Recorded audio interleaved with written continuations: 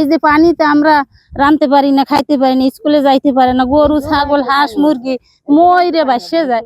এই তো মনে করেন পানির জন্য পানি আসছে, আবার আমরা এখন তো চুলা টুলা পাততে পারি না, ঘর দুয়ার সারি নাই, কেমনে সারমু? এত কাদা এত মাটি এত কষ্ট, সেরম খাইতে পারি না, খেতে ধান হয় না। আমাগো বন্যা আইলে এমনি জোবায় পানি আইলে ঘর দুয়ার তলাইয়ে যায়, আমরা যাতায়াত করতে পারি না, স্কুলে যাইতে পারে না পোলাপান। আবার আমরা এই রাঁধতে খাইতে পারি না, চুলা মুলা থাকে না,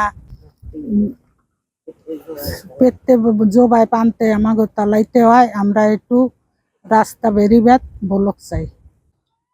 আপনারাই জানেন যে কি অবস্থা হয়, তলা গিয়ে যাই, এখানে তো জানের কোনো বাসনা থাকে না। যেমন যেকালে বন্যা আসে একালে আর কোনো জানের বাসনা থাকে না, একাল তো এবার থেকে ওপার দৌড়ন লাগে, এত আচার ফাচার খাইয়ে হাত পা ভাঙিয়ে চুরিয়ে খাইয়ে পর যাওয়া লাগে। আমার এই পানি টানে আইলে পোতাও থাকে না, লন্ডা এমন পোতায় মারিও নাই, কোথায় মারিও নাই, এমন ভাবে তাই যদি আপনারা সবাই সহযোগিতা একটু বেরিবেটটা বানিয়ে দেন তো একটু পরে শান্তি থাকতে পারে লোক দিয়ে। ২,৫০০ মানুষ আছি, কিন্তু আমরা এখনো চুলায়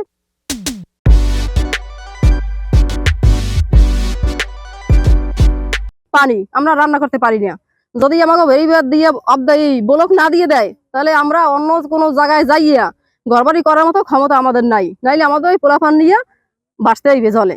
আমাদের এলাকা প্রত্যেক জোয়ারে পানিতে ডুবে যায়, কৃষি বাধা নষ্ট হয়ে যায়। গত বছর প্রায় ২০ থেকে ৩০ লক্ষ টাকার মুগ ডাল আমরা পাই।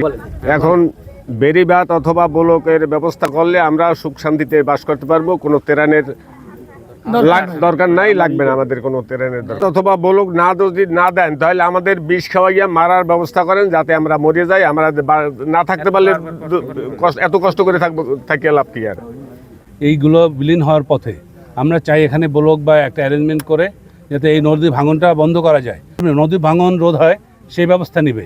এবং এখানে 2 কিলো আসছে বেরিবাদের এই ব্লকের, যদি এর সাথে আর 3 কিলো করা হয় তাহলে এই পুরো অঞ্চলটা রক্ষা পায়। এবং সেক্ষেত্রে দরবার স্কুল অনেক কিছু এখানে সেফ হয়, যাতে মানে বাচ্চারা পড়াশোনা বা এবং অনেক মানুষ এখান থেকে গৃহ ছেড়ে চলে যেতে হয়েছে, যেহেতু নদীর ভাঙনে চলে গেছে। আধা কিলোর মতো নদীর প্রায় ভেঙে এই পর্যন্ত আসছে। আরও আগে পদক্ষেপ নেওয়া উচিত ছিল, এবং এর আগে এরা 3 বার পাশও হয়েছে, কিন্তু এটা আগের যে এমপি ছিলেন তারা এটা পদক্ষেপ নেয় নাই।